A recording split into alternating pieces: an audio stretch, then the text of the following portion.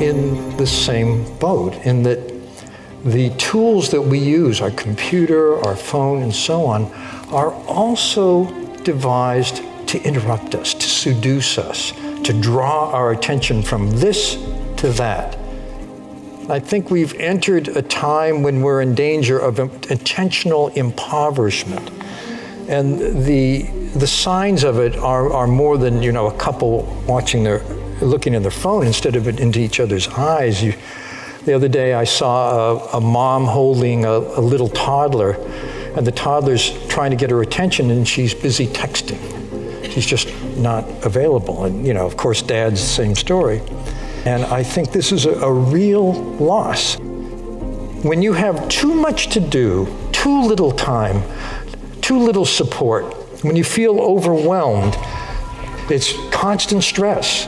And here the problem is you can't stop thinking about what's upsetting you, what's stressing you. You're not focusing here. You're not focusing on the task at hand. You're focusing on what's upsetting you, and that's the power of emotions. Emotions take over attention. They guide attention. I was in a classroom of 7-year-olds in Spanish Harlem in Manhattan. Spanish Harlem is a very impoverished place.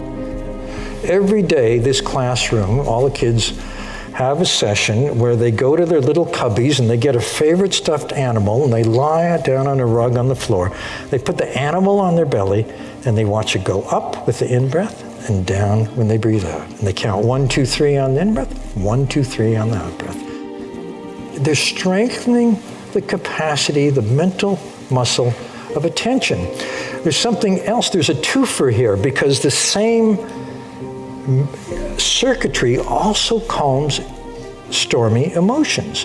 The ability to manage emotions is inextricably linked with the ability to pay attention. And the teacher said, one day because of a scheduling problem, we had to skip this, and the class was chaotic. The class was chaotic. Social emotional learning takes the emotional intelligence components, self-awareness,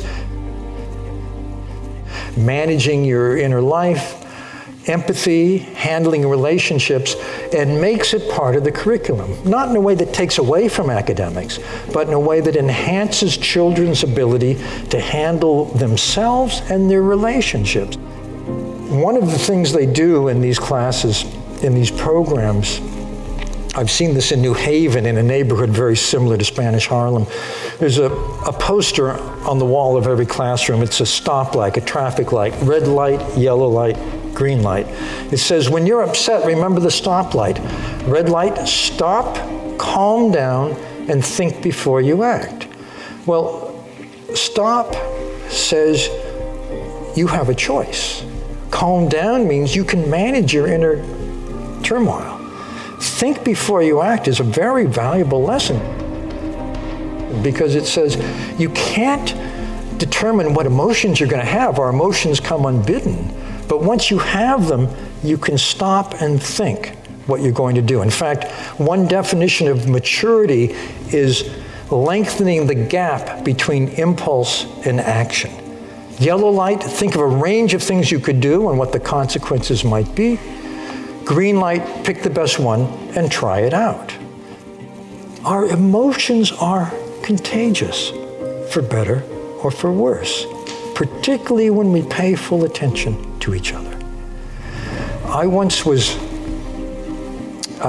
waiting for a bus on a very hot, humid day in New York City in August.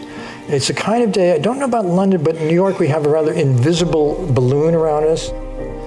We're feeling a little prickly. It says, don't talk to me, don't touch me. I had my balloon intact, and the bus pulls up, get on with my balloon, and the bus driver did something quite surprising. He actually spoke to me. He said, how's your day been? I was shocked, but I sat down, taking most of my bubble with me. And then I realized this bus driver is carrying on a conversation with everyone on the bus.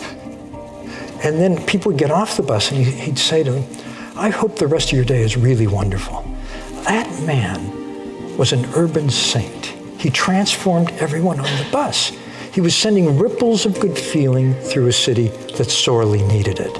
And I think the bottom line is, you don't have to go to the Himalayas for decades. We all can do that in our lives if we pay attention.